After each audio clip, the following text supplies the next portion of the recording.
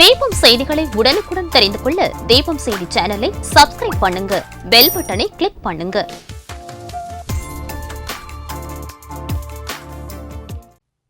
வணக்கம். முக்கிய செய்திகள்.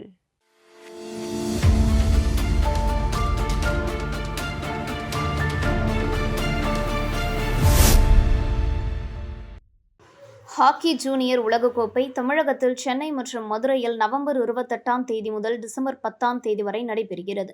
ஹாக்கி விளையாட்டு குறித்து பொதுமக்களுக்கு விழிப்புணர்வை ஏற்படுத்த உலகக்கோப்பை அறிமுக விழா மற்றும் சுற்றுப்பயணம் தொடக்க விழா அகரம் பகுதியில் உள்ள லட்சுமி நாராயணா மருத்துவமனை மற்றும் கல்லூரி வளாகத்தில் ஆசியா ஹாக்கி கூட்டமைப்பு தலைவர் சந்தீப் ஆனந்த் மற்றும் துணைத் தலைவர் ஸ்வேதா ஆகியோர் வழிகாட்டுதலின்படி நடைபெற்றது.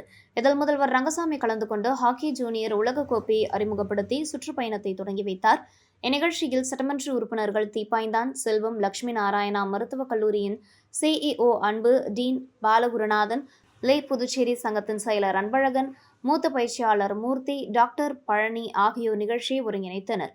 நிகழ்ச்சிக்கான ஏற்பாடுகளை புதுச்சேரி ஹாக்கி சங்கத்தின் தலைவர் குமரேசன், பொருளாளர் சந்திரசேகர், நிர்வாக செயலாளர் பழனி, இந்திய விளையாட்டு வீரர் செந்தில்குமார், உடற்கல்வி ஆசிரியர்கள் வரதராஜ், ஆரோக்கியராஜ், சரவணன், மூத்த விளையாட்டு வீரர்கள் அரவிந்தன், சுரேஷ், கமலக்கண்ணன், செல்லமுத்து, கார்த்திகேயன், பயிற்சியாளர்கள் ஹரிகிருஷ்ணன், ஸ்டாலின், ராம், பச்சையப்பன் மற்றும் ஜூனியர் ஹாக்கி விளையாட்டு வீரர்கள் கலந்து கொண்டனர்.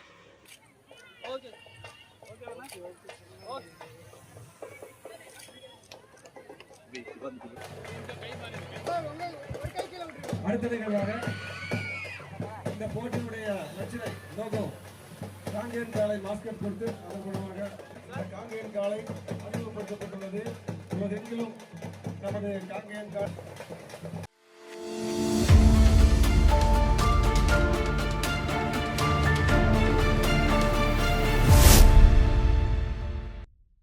காங்கிரஸ் அலுவலகத்தில் தலைவர் வைத்தியலிங்கம் மற்றும் முன்னாள் முதலமைச்சர் நாராயணசாமி ஆகியோர் செய்தியாளர்களை சந்தித்தனர்.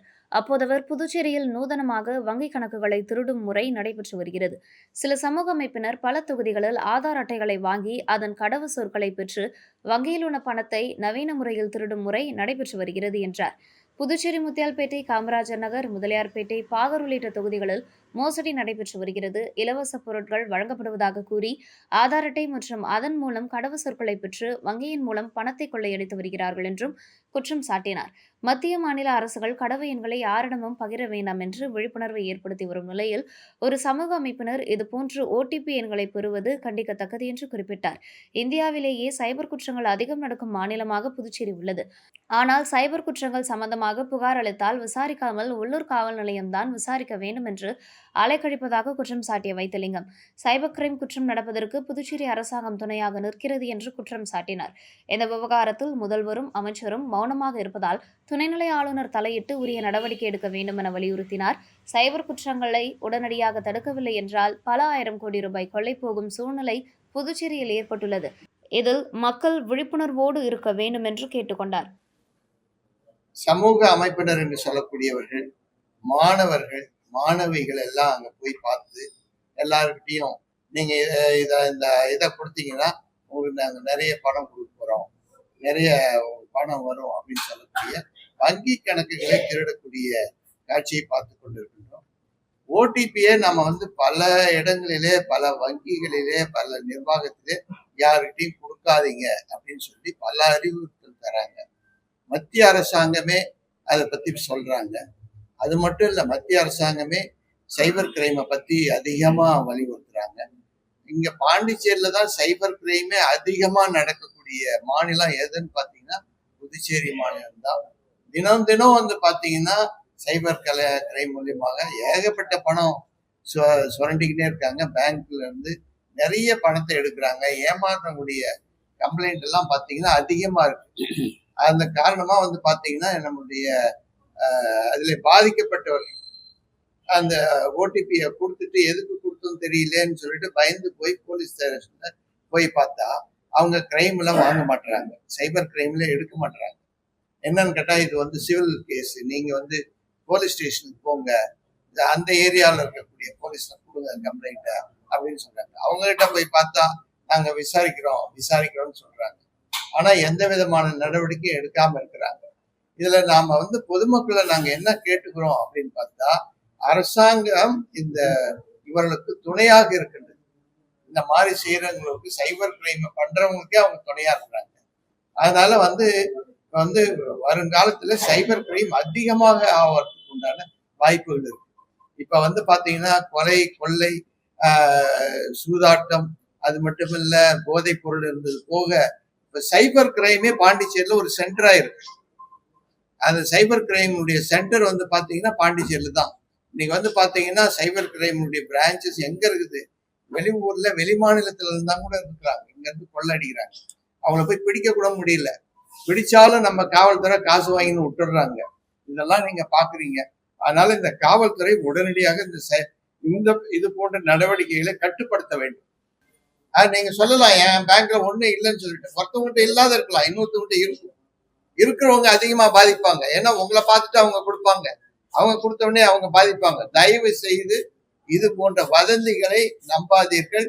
இது வந்து உங்களுடைய பணத்தை சுருட்டுவதற்கு, கொள்ளையடிப்பதற்கு உண்டான வழியாக இருக்கும். ஆகவே மக்களிடத்தில் நாங்கள் கேட்டுக்கொள்வதெல்லாம் இதை நாங்க தயவு செய்து இப்படிப்பட்ட நடவடிக்கையை தடுத்து நிறுத்துங்க.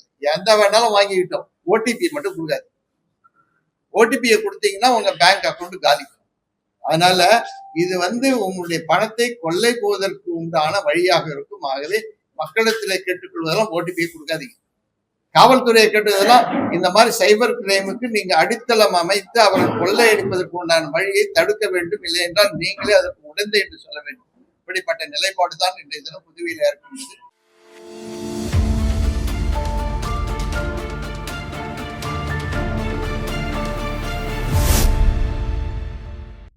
புதுச்சேரி திருவள்ளுவர் சாலையில் புதியதாக தூண்டில் கிச்சன் என்ற பெயரில் உணவகம் அமைக்கப்பட்டுள்ளது. இதன் திறப்பு விழா நடைபெற்றது. விழாவில் கலந்து கொண்ட தொகுதியின் சட்டமன்ற உறுப்பினர் நேரு தூண்டில் கிச்சன் உணவகத்தை திறந்து வைத்தார். மேலும் இந்த உணவகத்தில் பாரம்பரிய உணவு வகைகள் மற்றும் கடல் உணவுகளுக்கு முக்கியத்துவம் வழங்கப்படுகிறது. மேலும் குடில் குடிலாக அமைக்கப்பட்டுள்ள இடங்களில் குலுகுலு வசதியுடன் குடும்பத்துடன் அமர்ந்து உணவருந்தும் வசதிகள் ஏற்படுத்தப்பட்டுள்ளது. இந்த திறப்பு விழாவில் தூண்டில் கிச்சன் உணவகத்தின் நிர்வாகிகள், உரிமையாளர்கள், ஊழியர்கள், பொதுமக்கள் என அனைவரும் கலந்து கொண்டனர்.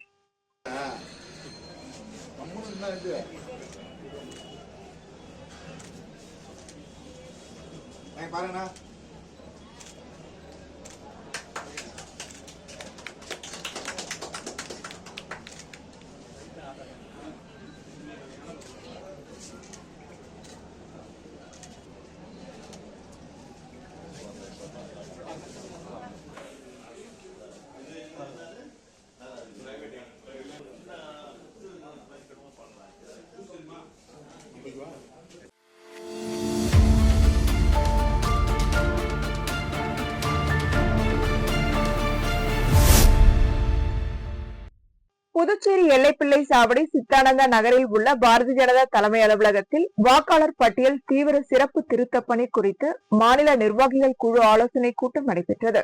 கூட்டத்திற்கு மாநில தலைவர் VP ராமலிங்கம் தலைமை தாங்கினார். இதில் பாரதிய ஜனதா தேசிய பொதுச் செயலாளர் தருண் சுக், தமிழக பாரதிய ஜனதா முன்னாள் மாநில தலைவர் அண்ணாமலை ஆகியோர் கலந்து கொண்டு வாக்குச்சாவடி முகவர்கள் SIR பணியை செய்து முடிக்க வேண்டும், தங்கள் தொகுதிகளில் உள்ள வாக்காளர்கள் பூர்த்தி செய்துள்ள விண்ணப்பங்களை வாங்கி வாக்குச்சாவடி நிலை அலுவலர்களிடம் ஒப்படைக்க வேண்டும் என அறிவுறுத்தினர்.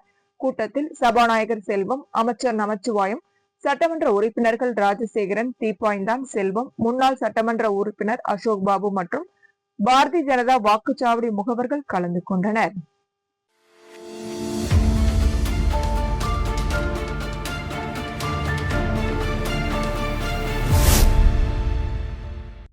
புதுச்சேரி காங்கிரஸ் தலைமையகத்தில் சக்தி அபியான் கூட்டம் நடைபெற்றது. மறைந்த முன்னாள் பாரத பிரதமர் இந்திரா காந்தி பிறந்த நாளை ஒட்டி நடைபெற்ற இக்கூட்டத்தில் பெண்களுக்கான பேச்சு போட்டி நடைபெற்றது. சக்தி அபியான் பெண்களுக்கான அரசியல் உரிமை மற்றும் விழிப்புணர்வை இந்திய அளவில் எடுத்துரைக்கும் ஒரு குழுவாகும். இந்நிகழ்ச்சியில் புதுச்சேரி காங்கிரஸ் கட்சியின் தலைவர் வைத்திலிங்கம், முன்னாள் முதலமைச்சர் நாராயணசாமி, சட்டமன்ற உறுப்பினர் வைத்தியநாதன், முன்னாள் அரசு கொறடா அனந்தராமன், முன்னாள் துணை சபாநாயகர் பாலன் மற்றும் முன்னாள் சட்டமன்ற உறுப்பினர் கார்த்திகேயன் ஆகியோர் கலந்து கொண்டு வெற்றி பெற்ற மகளிருக்கு பரிசுகளை வழங்கினர்.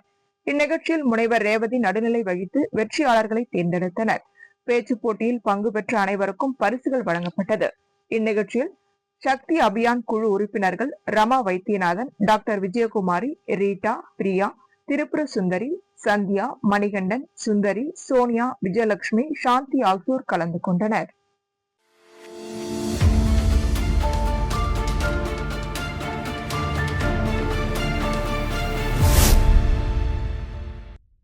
புதுச்சேரி அரசு குடிசைமாற்று வாரியத்தின் மூலம் 45 அடி சாலை சுதந்திர பொன்விழா நகரில் கடந்த 2009ஆம் ஆண்டு 64 குடியிருப்புகள் கட்டி முடிக்கப்பட்டு 2011ஆம் ஆண்டு பயனாளிகளுக்கு ஒரு குடியிருப்பு 10,50,000 ரூபாய் என விற்பனை செய்யப்பட்டது.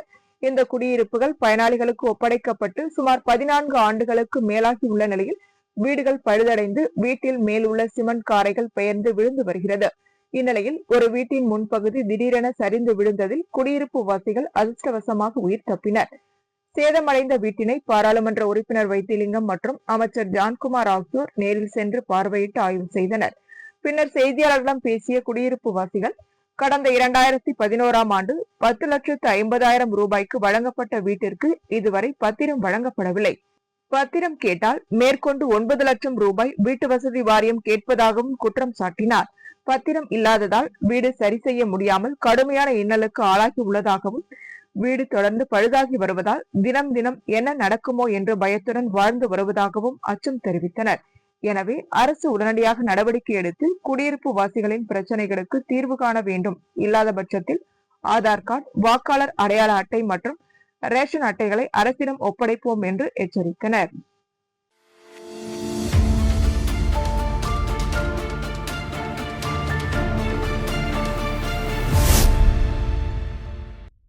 புதுச்சேரி நலப்பணி சங்கத்தின் சார்பில் தவளக்குப்பம் அடுத்துள்ள புரணாங்குப்பம் அங்காளம்மன் கோவில் வளாகத்தில் முழியன்குளம் சீரமைப்பு குழுவினருக்கு பாராட்டு விழா நடைபெற்றது. சங்கத்தின் தலைவர் நல்லாசிரியர் முனைவர் வெற்றிவேல் தலைமையில் நடைபெற்ற விழாவில் சங்கத்தின் துணைத் தலைவர் விஜயலட்சுமி வரவேற்புரை வழங்கினார். தனசுந்தராம்பாள் தொண்டு அறக்கட்டளை தலைவர் பனை ஆனந்தன், சிறப்பு தலைவர் குமாரசாமி, ஆலோசகர்கள் பணிநிறைவு வட்டாட்சியர் அய்யனார், பணிநிறைவு வரலாற்று விரிவுரையாளர் முத்தையாசாமி முன்னிலை வகித்தனர். சங்கத்தின் பொருளாளர் ஆசிரியர் ஜானகிராமன் நோக்கோரை கூறினார். அங்காளம்மன் கோவில் அறங்காவல் செயல் அலுவலர் பாஸ்கரன், மேலாண் பொறுப்பாளர்கள் சுந்தரராசு, எழல்ராஜா வாழ்த்துரை வழங்கினர். புதுச்சேரி சட்டப்பேரவைத் தலைவர் ஏம்பலம் செல்வம் கலந்து கொண்டு புரணாங்குப்பம் முழியன்குளம் சீரமைப்பு தொழிலாளர்களை பாராட்டி பரிசு பொருட்கள் வழங்கினார். முன்னதாக சட்டப்பேரவைத் தலைவர் ஏம்பலம் செல்வம் அவர்களுக்கு புதுச்சேரி நலப்பணி சங்கத்தின் தலைவர் நல்லாசிரியர் முனைவர் வெற்றிவேல் பொன்னாடை அணிவித்து மாலை சூட்டி பிறந்தநாள் வாழ்த்து தெரிவித்தார். விழா ஏற்பாடுகளை தனசுந்தராம்பாள் தொண்டு அறக்கட்டளை பொறுப்பாளர்கள் வண்டிமுத்து, மணிகண்டன், கணேசன், சதீஷ், சிவச்சந்திரன், எழிலரசன், கோபிநாத், வேல்குமரன், அன்பு மற்றும் புதுச்சேரி நலப்பணி சங்கத்தின் பொறுப்பாளர்கள் ரவி, முரசொரிமாறன் செய்திருந்தனர். புதுச்சேரி நலப்பணி சங்கத்தின் துணைத் தலைவர் ரமேஷ் நன்றி கூறினார்.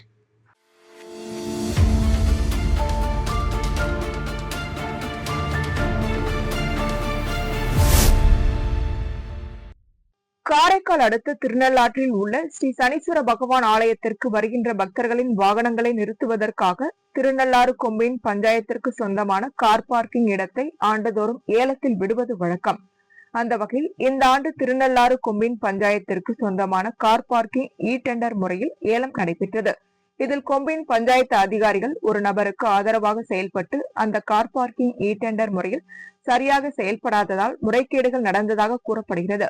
இதனால் Thirunallar commune panchayat car parking ஏலம் டெண்டர் முறையில் அதிகாரிகள் லஞ்சம் பெற்றுக் கொண்டு முறைகேட்டில் ஈடுபட்டுள்ளதாக திருநள்ளாறு பகுதியை சேர்ந்த பொதுமக்கள் உள்ளாட்சித்துறை இணை இயக்குநரிடம் புகார் அளித்தனர். புகாரை பெற்றுக்கொண்ட உள்ளாட்சித்துறை இணை இயக்குநர் இதுகுறித்து விசாரணை செய்வதாக உறுதியளித்தார்.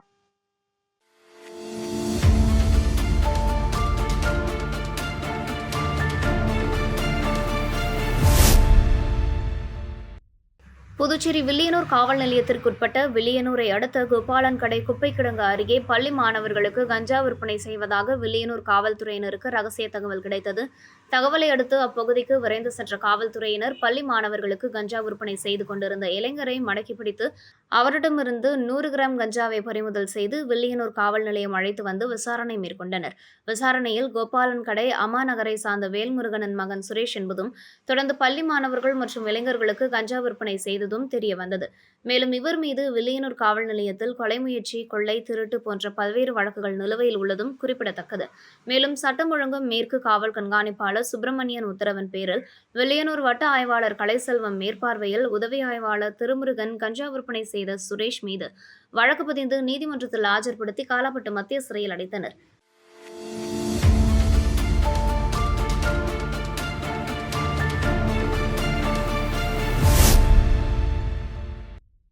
சென்னை ஜெர்மனி கூட்டாட்சி குடியரசின் cancel general Michael Hasper Auroville ஃபவுண்டேஷனை பார்வையிட்டார். இந்த வருகை ஆரோவில் மற்றும் ஜெர்மனிக்கிடையேயான கலாச்சாரம், கல்வி, வளர்ச்சி மற்றும் இளைஞர் பரிமாற்றத் துறைகளில் ஒத்துழைப்பை மேம்படுத்தும் நோக்குடன் நடைபெற்றது.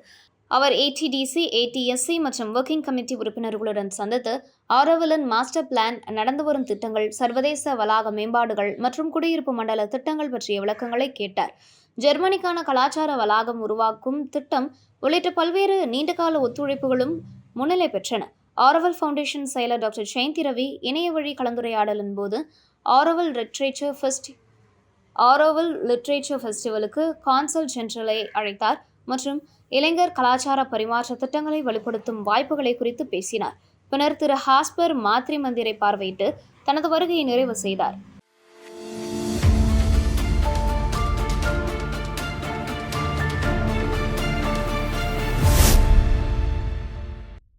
புதுச்சேரி வில்லியனூர் சிவகணபதி நகரில் அமைந்துள்ள ஜவஹர் வித்யா மேல்நிலைப்பள்ளியில் சப்த சக்தி சங்கமம் எனும் தாய்மார்களுக்கான விழிப்புணர்வு கருத்தரங்கம் நடைபெற்றது. விழாவிற்கு வில்லியனூர் ஆரம்ப சுகாதார மையத்தின் டாக்டர் பூங்குழலி கலந்து கொண்டு தலைமை உரையாற்றினார். புதுச்சேரி வித்யா பாரதியின் தலைவர் டாக்டர் ரங்கநாதன், செயலாளர் டாக்டர் ராமசிவராஜன், பொருளாளர் டாக்டர் இளமதி அழகன் பார்வையாளர்களாக பங்கேற்றனர். சிறப்பு விருந்தினர்கள் குத்துவிளக்கு ஏற்றி கருத்தரங்கை துவக்கி வைத்தனர். இந்திய ஆசிரியை கமலாதேவி வரவேற்று தொகுத்து வழங்கினார். கருத்தரங்கத்தின் முன்னுரையை கணித ஆசிரியை மங்கையர்கரசி வழங்கினார். குடும்ப விழுமியங்கள் மற்றும் சுற்றுச்சூழல் பாதுகாப்பு, பாரதிய கண்ணோட்டம் எனும் தலைப்பில் அறிவியல் ஆசிரியர் சத்யபாமா உரையாற்றினார். தமிழ் ஆசிரியை அருள் ஜெயா தாய்மார்களிடம் வினாடி வினாவினை நடத்தினார். கண்ணகியாக யூகேஜி இனியாஸ்ரீ, திரௌபதியாக 6ஆம் வகுப்பு சுகித்ரா, சரோஜினி நாயுடுவாக 8ஆம் வகுப்பு காவியா மற்றும் சாவித்ரி புலேவாக 9ஆம் வகுப்பு ஈரநிலா மாறுவேடத்தில் தோன்றினர். பாரதத்தின் வளர்ச்சியில் பெண்களின் பங்கு எனும் தலைப்பில் தமிழாசிரியர் நித்யா உரையாற்றினார். சிறந்த தாய்மார்கள் 2 கௌரவிக்கப்பட்டனர். தாய்மார்களின் மின்னூட்டம் கேட்கப்பட்டு உறுதிமொழி ஏற்கப்பட்டது. கன்னியாஸ்திரி விமலா நன்றி கூற சாந்தி மந்திரத்துடன் விழா நிறைவுற்றது. இவ்விழாவில் 100க்கும் மேற்பட்டோர் தாய்மார்கள் கலந்து கொண்டனர்.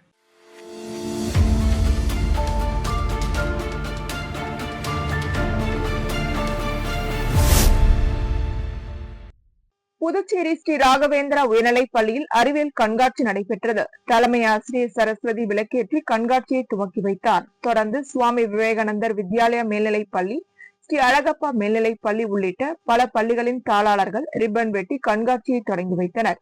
கண்காட்சியில் தமிழ், அறிவியல், கணிதம், ஆங்கிலம், சமூக அறிவியல் போன்ற பல பாடப்பிரிவுகளை சேர்ந்த 200க்கும் மேற்பட்ட படைப்புகள் காட்சிக்கு வைக்கப்பட்டிருந்தன. இதில் 200 மாணவர்கள் தங்களது படைப்புகளை விளக்கி காட்சிப்படுத்தினர். இக்கண்காட்சியை 500க்கும் மேற்பட்ட பார்வையாளர்கள் கண்டுகளித்து மாணவர்களின் திறமையை பாராட்டினர். கண்காட்சிக்கான ஏற்பாடுகளை தலைமை ஆசிரியர் சரஸ்வதியின் அறிவுரையின்படி பள்ளி நிர்வாகத்தினர், அலுவலக ஊழியர்கள், அறிவியல் ஆசிரியர்கள் உட்பட அனைத்து துறை ஆசிரியர்கள், அலுவலக ஊழியர்கள் இணைந்து செய்திருந்தனர்.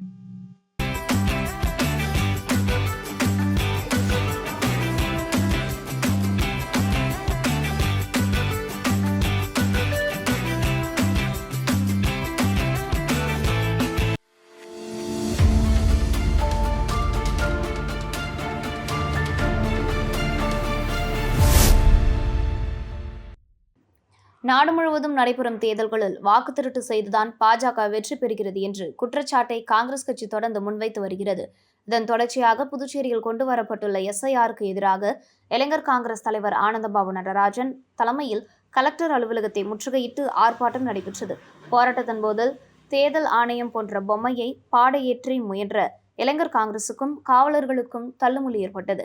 மாவட்ட ஆட்சியர் அலுவலகத்தை முற்றுகையிட முயன்ற போது காங்கிரஸ் நிர்வாகிகளை காவல்துறை கைது செய்தனர். இந்த போராட்டத்தில் காங்கிரஸ் கட்சித் தலைவர் வைத்திலிங்கம், முன்னாள் முதல்வர் நாராயணசாமி, காங்கிரஸ் சட்டமன்ற கட்சித் தலைவர் வைத்தியநாதன், ஏஐசிசியின் ஒருங்கிணைப்பாளர் தேவதாஸ், நிர்வாகிகள் தனுசு, திருமுருகன், மருதுபாண்டியன், இளையராஜா, ரகுமான், விஜயலட்சுமி, நிஷா, பொறுப்பாளர் நாகமது யாதவ் உள்ளிட்டோர் கலந்து கொண்டனர். போராட்டத்தில் பிஜேபி தேர்தல் ஆணையத்தை கண்டித்து வாக்கு திருட்டு எஸ்ஐஆருக்கு எதிராக கோஷங்கள் எழுப்பப்பட்டது. இந்த நிகழ்வில் இளைஞர் காங்கிரஸ் நிர்வாகிகள் கலந்து கொண்டனர்.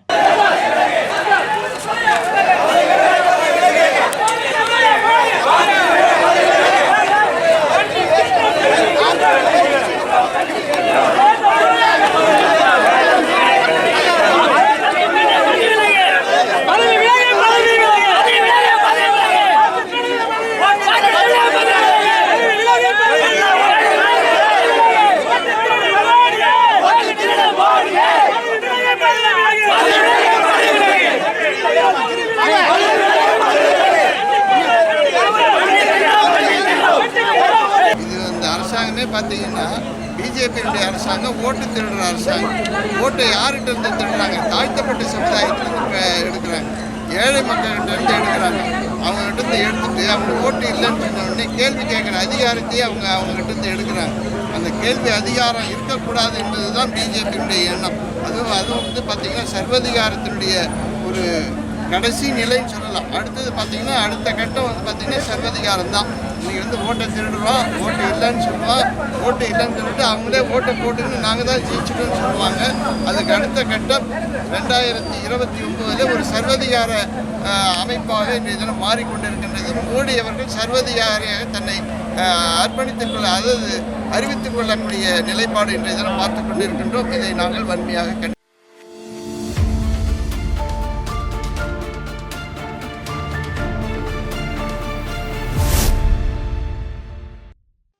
நெடுங்காடு கோட்டுச்சேரி தொகுதி சட்டமன்ற உறுப்பினர் சந்திர பிரியங்கா இலங்கை அரசால் கைது செய்யப்பட்டு பின்னர் விடுவிக்கப்பட்ட கோட்டுச்சேரி மேடு, அக்கம்பேட்டை, காளிக்குப்பம் பகுதிகளை சேர்ந்த மீனவர்களை நேரில் சந்தித்து ஆறுதல் கூறினார். மேலும் கைது செய்யப்பட்ட போது ஏற்பட்ட சூழ்நிலைகள் குறித்து விவரமாக கேட்டறிந்த சட்டமன்ற உறுப்பினரிடம் இந்திய அரசாங்கம் நமக்கு போதுமான பாதுகாப்பு மற்றும் வசதிகளை வழங்கவில்லை என மீனவர்கள் தங்களது கவலைகளை தெரிவித்தனர். இதற்கு பதிலளித்த சட்டமன்ற உறுப்பினர் சந்திர பிரியங்கா இந்நிகழ்வு குறித்து முதல்வர் அவர்களிடம் நேரடியாக எடுத்துரைப்பதாகவும் இம்மாதிரியான சம்பவம் இனி நடைபெறாத வகையில் நடவடிக்கைகள் மேற்கொள்ளப்படுவதாகவும் இன்னும் விடுவிக்கப்படாமல் உள்ள மீனவர்களை மீட்க தேவையான முயற்சிகள் வலுப்படுத்தப்படும் எனவும் உறுதியளித்தார்.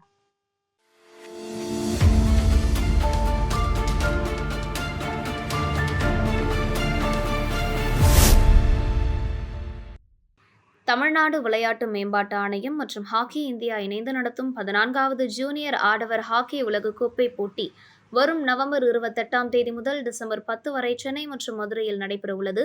24 நாடுகளை சேர்ந்த அணிகள் பங்கேற்க உள்ள இந்த போட்டிக்கான வெற்றி கோப்பை மாநிலம் முழுவதும் சுற்றுப்பயணமாக கொண்டு செல்லப்படுகிறது. இந்த சுற்றுப்பயணத்தின் ஒரு பகுதியாக புதுச்சேரியிலிருந்து கடலூர் நோக்கி எடுத்து செல்லப்பட்ட உலகக்கோப்பை பாகூர் அருகே சொரியங்குப்பம் குருவிநத்தம் சந்திப்பில் காக்கி குருவிநத்தம் கிளப் சார்பில் வரவேற்கப்பட்டது. நிகழ்ச்சியில் சட்டமன்ற உறுப்பினர் செந்தில்குமார் கோப்பையை அறிமுகப்படுத்தி பேசுகையில், ஜூனியர் ஹாக்கி உலகக்கோப்பையை தமிழகத்தில் நடைபெறுவது பெருமைக்குரிய நிகழ்வு. இதற்கான அனைத்து முயற்சிகளையும் தமிழக முதல்வரும் துணை முதல்வரும் செய்து வருகின்றனர். ஒவ்வொரு மாவட்டத்திலும் விளையாட்டு வீரர்களுக்கு ஊக்கமளிக்க கோப்பை தமிழகம் எங்கும் சுற்றுப்பயணம் செய்கிறது. கடலூர் செல்லும் வழியில் இப்பகுதி விளையாட்டு வீரர்களை உற்சாகப்படுத்தி குருவிநத்தம் காக்கி கிளப் கோரியதை அடுத்து துணை முதல்வரும் ஹாக்கி சங்க நிர்வாகிகளும் அனுமதி வழங்கினர் என்றும் தெரிவித்தார். மேலும் போட்டியும் சுற்றுப்பயணமும் வெற்றிகரமாக நடைபெற வாழ்த்துக்களையும் தெரிவித்தார். நிகழ்ச்சியில் பாகூர் கம்யூன் பஞ்சாயத்து ஆணையர் சதாசிவம், ஹாக்கி விளையாட்டு வீரர்கள், பயிற்சியாளர்கள், விளையாட்டு ஆர்வலர்கள், பொதுமக்கள் கலந்து கொண்டு கோப்பையை வரவேற்பு அளித்தனர். இதுபற்றி ஹாக்கி பயிற்சியாளர்களும் ஹாக்கி விளையாட்டு வீரர்களும் செய்தியாளர்களிடம் கூறும்போது, குருவிநத்தா ஹாக்கி கிளப்ல இருந்து பேசுறேன். இங்க இந்த வேர்ல்டு கப் இனாகிரேஷனுக்காக தான் இங்க அந்த இது ரெடி பண்ணது. என்னன்னா எங்க ஊர்ல சரியான கிரவுண்டு வசதியும் அதுக்கு ஸ்போர்ட்ஸ் ஃபெசிலிட்டிக்கான எந்த ஒரு வசதி வாய்ப்பும் எதுவுமே இல்லை. இந்த அரசாங்கம் இந்த சிந்தாட்டிக் டர்ஃப் கிரவுண்டும் அதுக்கப்புறம் அந்த ஸ்போர்ட்ஸோடைய எக்யூப்மெண்ட்ஸ் இது எல்லாமே ரெடி பண்ணி கொடுத்தாங்கன்னா நாங்களும் இதே போல இங்கே வளர்ந்து வரோம், கிராமத்துலேருந்து வளர்ந்து வர பகுதியிலேருந்து வரவங்க நல்லபடியாக இன்னும் இன்டர்நேஷ்னல் டோர்னமெண்ட் எல்லாத்துக்குமே பார்ட்டிசிபேஷன் பண்ணுறதுக்கு எங்களுக்கு கொஞ்சம் ஈஸியாக இருக்கும், நல்லபடியாகவும் இருக்கும். குட் மார்னிங், நான் மனிஷா பேசுகிறேன். குருவிநத்தம் ஹாக்கி கிளப்லேருந்து பேசுகிறேன். எங்களுக்கு கிரவுண்ட் ஃபெசிலிட்டி சரியாக இல்லை, ஃபோன் எக்யூப்மெண்ட்டும் எதுவும் ஒழுங்காக கிடைக்க மாட்டேங்குது. அதெல்லாம் கிடைச்சா நாங்கள் இன்னும் நல்லா விளையாடுவோம், இன்டர்நேஷ்னல் லெவலுக்கு விளையாடுவோம். நான் நேஷனல்ஸ் போயிருக்கேன், நான் 2 நேஷனல்ஸ் போயிருக்கேன். ஒடிஷா ஒன்று போயிருக்கேன், அப்புறம் ஜார்க்கண்ட் போயிருக்கேன். இன்னும் பெர்ஃபார்மன்ஸ் பத்தலை. அப்புறம் எங்களுக்கு ப்ராக்டிஸ் இன்னும் பத்தலை, எக்யூப்மெண்ட் இல்லை, டர்ஃபும் இல்லை ஒழுங்கா. நாங்கள் மட்டில் தான் ப்ராக்டிஸ் பண்ணுறோம். ஃபோனு, ஸ்டிக், பால் எதுவுமே எங்களுக்கு அந்த அளவுக்கு கிடைக்கல. அது கிடைச்சா இன்னும் நாங்கள் நல்லா ப்ராக்டிஸ் பண்ணுவோம், இன்னும் நாங்கள் நல்லா விளையாடுவோம், இன்டர்நேஷ்னல் லெவல் போய் அச்சீவ்மெண்ட் பண்ணுவோம். இவ்வாறு தெரிவித்தனர்.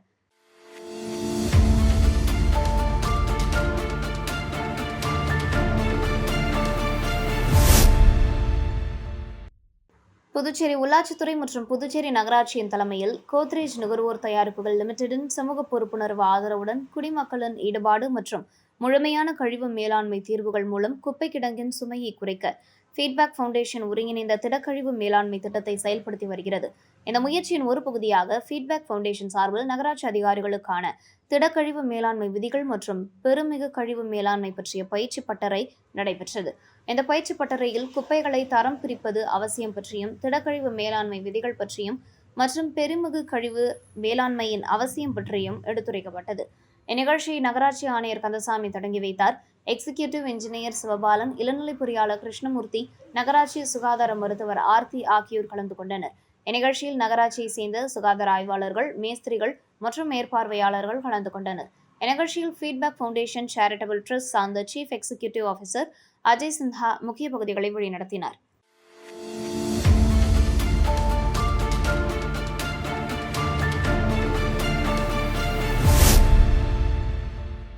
புதுச்சேரி உழவர்கரை தொகுதி சுதாகர் நகரில் சுமார் 200க்கும் மேற்பட்ட குடும்பங்கள் வசித்து வருகிறது.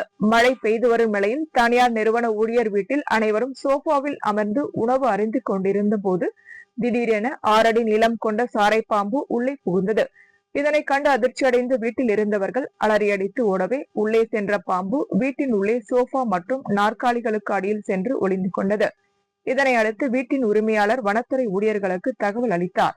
தகவலின் பேரில் சம்பவ இடத்திற்கு வந்த வனத்துறை ஊழியர்கள் சுமார் அரை மணி நேரம் போராட்டத்திற்கு பிறகு நாற்காலிக்கு அடியில் பதுங்கியிருந்த 6 அடி நீள சாரப்பாம்பை லாவகமாக பிடித்து எடுத்து சென்றனர். இதனால் அந்த பகுதியில் சிறிது நேரம் பரபரப்பு நிலவியது. மேலும் சுதாகர் நகரில் புதர் மண்டி கிடப்பதால் அடிக்கடி பாம்பு மற்றும் விஷ பூச்சிகளால் அச்சுறுத்தல் இருப்பதாகவும் உடனடியாக அவற்றை சுத்தம் செய்ய வேண்டும் எனவும் அப்பகுதி மக்கள் கோரிக்கை விடுத்துள்ளனர்.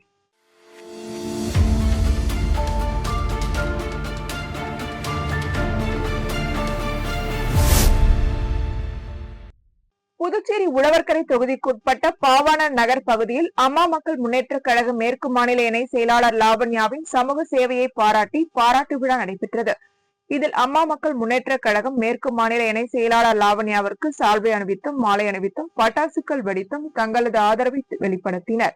இதில் அம்மா மக்கள் முன்னேற்ற கழக மேற்கு மாநில இணை செயலாளர் லாவண்யா கலந்து கொண்டு தனது சொந்த செலவில் உழவர்கரை தொகுதிக்குட்பட்ட பல்வேறு பகுதிகளுக்கு நேரடியாக சென்று மக்களின் குறைகளை கேட்டறிந்து நலத்திட்ட உதவியாக ஹாட்பாக்ஸ் வழங்கி வருகிறார். அதன் ஒரு பகுதியாக லாவண்யா பாவாணர் நகரின் ஒவ்வொரு வீடாக சென்று தனது சொந்த செலவில் 700 ஹாட்பாக்ஸ்களை அன்பளிப்பாக வழங்கினார். அப்பொழுது மக்களிடம் குறைகளை கேட்டறிந்த அவர் மக்கள் சொன்ன அனைத்து பிரச்சனைகளையும் பொறுமையாகவும் குறித்துக் கொண்டார். நீங்கள் சொன்ன அனைத்து குறைகளையும் எனது சொந்த செலவில் ஒவ்வொன்றாக நிச்சயம் நிறைவேற்றுவேன் என்று உறுதியளித்தார்.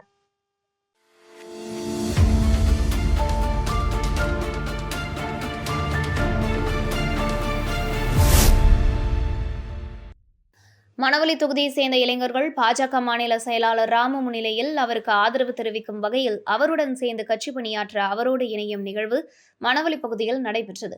இளஞ்செழியன் மற்றும் கலைவாணன் தலைமையில் உத்தரகுமார், ஹயாத் பாஷா, சிவா, ரமேஷ், நீலப்பிரியன் உள்ளிட்ட 50க்கும் மேற்பட்ட இளைஞர்கள் மாநில செயலாளர் ராமுவிற்கு பொன்னாடை போத்தி மாலை அணிவித்து தங்களை இணைத்துக் கொண்டனர். அவர்களுக்கு பாஜக மாநில செயலாளர் ராமு சால்வை அணிவித்து வரவேற்பு அளித்தார்.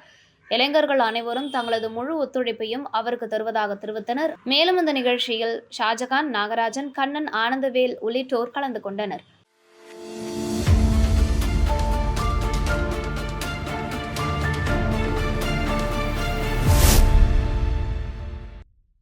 மனித உரிமைகள் கழகத்தின் நிறுவன தலைவர் டாக்டர் சுந்தர் பிறந்த நாள் விழாவை முன்னிட்டு புதுச்சேரி மாநில தலைமை அலுவலகத்தில் பொதுமக்களுக்கு அன்னதானம் வழங்கப்பட்டது.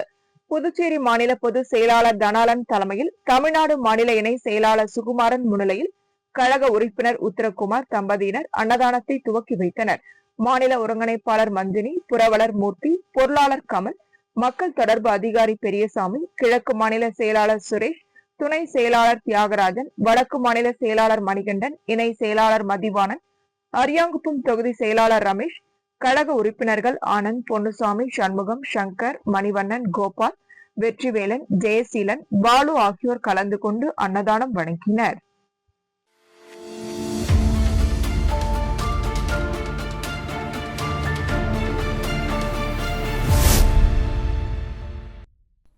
காலாப்பட்டு சாசன் கம்பெனிக்கு எதிராக தொடரப்பட்ட வழக்கை வாபஸ் பெற வலியுறுத்தி பஞ்சாயத்து கூட்டத்தில் கொலை மிரட்டல் விடுத்ததாக கூறி காலாப்பட்டு சுனாமி குடியிருப்பு மக்கள் நலசங்க தலைவர் குமார் காலாப்பட்டு காவல் நிலையத்தில் புகார் அளித்துள்ளார்.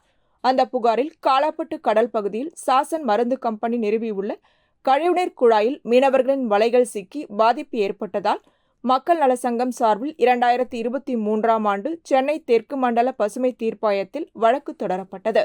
இதன் பேரில் 2025 ஜனவரி 22ஆம் தேதியன்று மீனவர்களுக்கு ஆதரவான தீர்ப்பு வழங்கப்பட்டது. ஆனால் தீர்ப்பின்படி கழிவுநீர் குழாய்களை கடலிலிருந்து அகற்றவும் பாதிக்கப்பட்ட மீனவர்களுக்கு இழப்பீடு வழங்கவும் கம்பெனி மற்றும் சம்பந்தப்பட்ட அதிகாரிகள் இதுவரை எந்த நடவடிக்கையும் எடுக்கவில்லை. கடந்த 10 மாதங்களாக பிரச்சினை நீடித்து வருவதாகவும் அவர் புகாரில் குறிப்பிட்டுள்ளார். இந்நிலையில் கம்பெனியின் தூண்டுதலால் ஊரில் சிலர் திருவிழாவிற்கான நிதியை தடை செய்து வழக்கை வாபஸ் வாங்கினால் மட்டுமே பணம் வழங்கப்படும் என்று பேசுவதாகவும் கடந்த சில நாட்களாக தங்களையும் சங்க நிர்வாகிகளையும் நேரடியாகவும் மறைமுகமாகவும் கொலை மிரட்டல் விடுத்து வருவதாகவும் குமார் கூறியுள்ளார். மேலும் காலாப்பட்டு கடற்கரையில் நடைபெற்ற மீனவ பஞ்சாயத்து பொதுக்கூட்டத்தில் ஆறுமுகத்தின் மகன் ஏழுமலை, அவரது ஆதரவாளர் மூர்த்தி ஆகியோர் உட்பட சிலர் கூட்டத்தில் பலரின் முன்னிலையில் வழக்கை வாபஸ் வாங்கவில்லை என்றால் வீடு புகுந்து உதைப்போம் என பொதுவெளியில் மிரட்டியதாகவும் புகாரில் குறிப்பிடப்பட்டுள்ளது. இச்சம்பவத்தில் சிலர் கூட்டத்திலேயே எதிர்ப்பு தெரிவித்ததாகவும் பின்னர் சிலர் தொலைபேசி மூலம் தமக்கு தகவல் அளித்ததாகவும் குமார் தெரிவித்துள்ளார். எனக்கு உயிர் பாதுகாப்பு இல்லை, அச்சுறுத்தல் நிலவுகிறது. இதை விசாரித்து தகுந்த நடவடிக்கை எடுத்து பாதுகாப்பு வழங்க வேண்டும் என காவல்துறையிடம் கோரிக்கை விடுத்துள்ளார். காலாப்பட்டு சாசன் கம்பெனி தொடர்பான இந்த விவகாரம் நாளுக்கு நாள் பரபரப்பை அதிகரித்து வருகிறது.